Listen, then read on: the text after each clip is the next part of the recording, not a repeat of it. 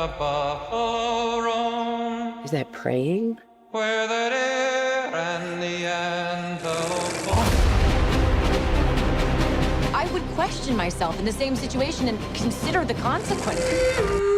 Sound effects, Smurf, can you back off?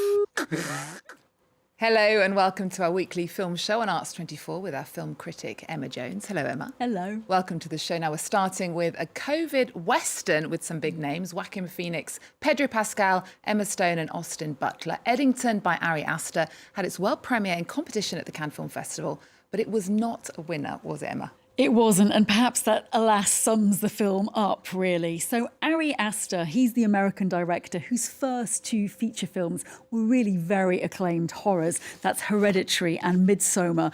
But just like his last, less critically loved film, Beau is Afraid, also starring Joaquin Phoenix, Eddington is really a psychological unravelling. And perhaps in this case, it's of an entire country. So COVID-19 and the Black Lives Matter movement, also another landmark of 2020, of course, are explored through the microcosm of Eddington, a fictitious New Mexico town. Joaquin Phoenix plays the police chief, Joe, who has asthma and does not like the new mask-wearing rules. And that puts him in a standoff with Pedro Pascal, the mayor, Ted. Now, Emma Stone plays Joe's fragile wife, and she isn't helped by the presence of her mother, a conspiracy theorist. OK, well, let's take a look at Eddington and hear from the actor Joaquin Phoenix. It allowed me to feel connected to people that I might not have felt a connection to prior to that. We were all terrified, and we didn't fully understand it. And instead of kind of like reaching out to each other in those moments, we kind of like became antagonistic towards each other. And like self-righteous and certain of our position. How did we get here? And even worse, is it worth it? At the cost of being at war with your neighbors? That's why I'm running for mayor. Mayor of Edington. Thank you, super duper very much. I used to think that you were some big deal.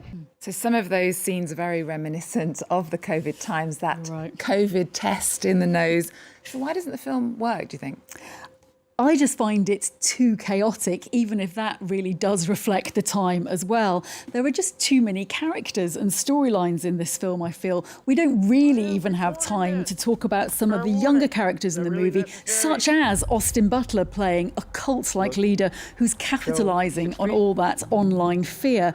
I feel that the lead characters, particularly Emma Stone, they don't have a chance to shine, even though the movie is quite a bloated, around 2.5 hours long. So Eddington ultimately descends into a modern Western with violence.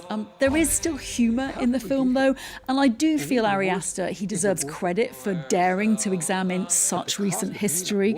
And he said that to him, COVID-19 was the tipping point at which time the USA became so divided, triggered by the isolation people suffered. So really interesting premise for a film. Maybe it's just too soon for a pandemic movie like that. And moving on then to a film which is flying high at the box office, taking more than $120 million in its opening weekend. The James Gunn reboot of Superman stars David Corenswet as the latest incarnation of the Man of Steel. Emma, the film cost an estimated $300 million. Was it worth it? I'd say very good news for the DC comic universe, which is still lagging behind Marvel. And I've got to say, I really like this Superman. So gone is the moodiness of the Zack Snyder era with Henry Cavill as a superhero. Corenswet Superman, he's full of amiability, decency and trust. Oh, we like that. We do. Let's take a look at the film.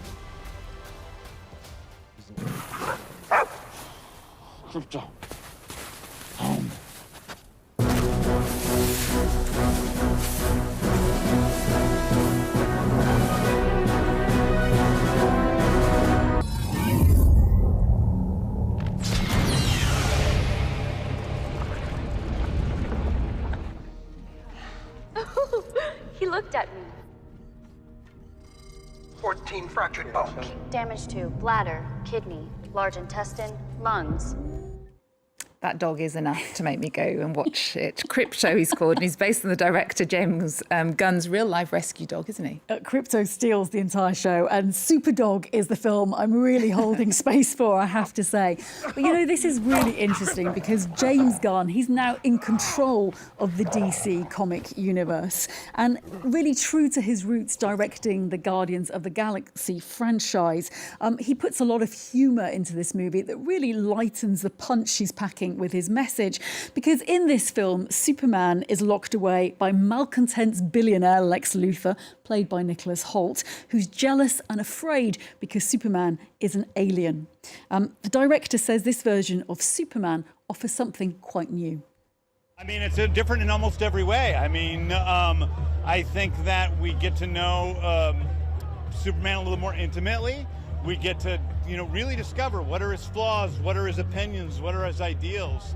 I think we get a very intimate look at his relationship with Lois. I also think that it's a bigger movie than it's ever been told with Superman before.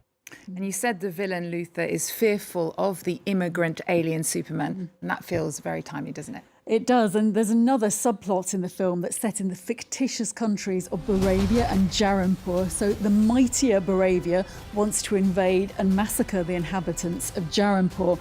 So speculation has been rampant online that Gunn has actually made a film about the conflict in Israel and Gaza, or given the confused geography of the film, that the desert of Jarpur, set in Eastern Europe, is perhaps it's Russian-Ukraine he's talking about. Now, I think that Gunn has simply making a point about bullies in the world, really. Lex Luthor is certainly one. Superman, though, has such a soft heart under that man of steel exterior that he can't even allow that dog Crypto to be kidnapped by Lex Luthor. And I think that it's that sweetness of Corin Sweat as this character that makes him, almost as good a watch as the wonderful Christopher Reeve. OK, well, looking forward to that. And it is teased in the last minutes of the film. Supergirl is the next movie in the franchise to be released. Now on to another reboot, this time of the Smurfs, created half a century ago by the Belgian comic book artist and writer Peyo. Directed by Puss in Boots and Shrek's Chris Miller, this new Smurfs adventure sees Smurfette, previously voiced by Katy Perry, now played by an even bigger pop star, Rihanna, who's also the producer on the film. Let's take a look at what to expect.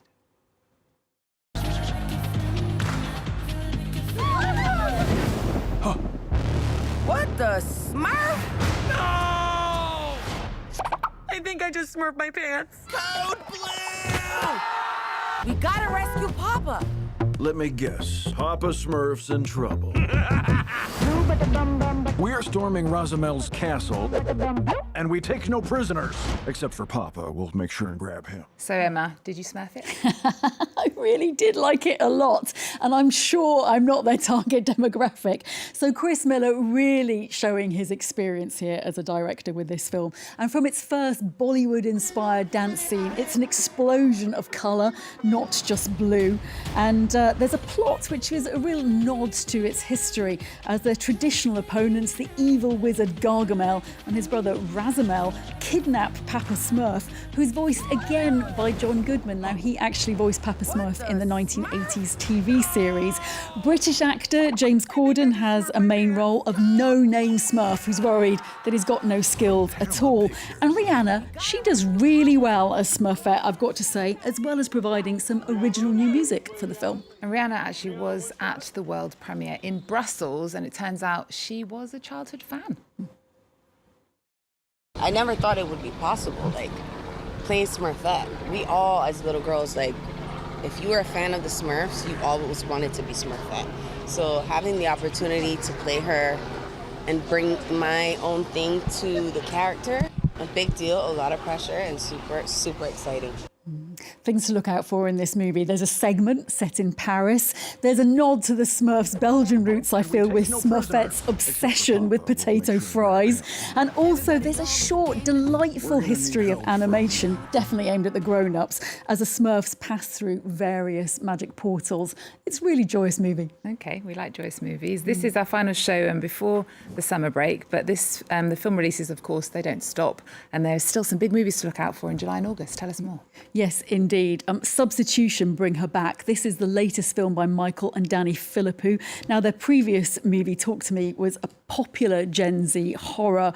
These Australian twins have returned with Bring Her Back, starring Sally Hawkins in a role that means you will never again be able to see her as the delightful Mrs. Brown in Paddington. She plays a creepy foster mother to a visually impaired orphan and her brother.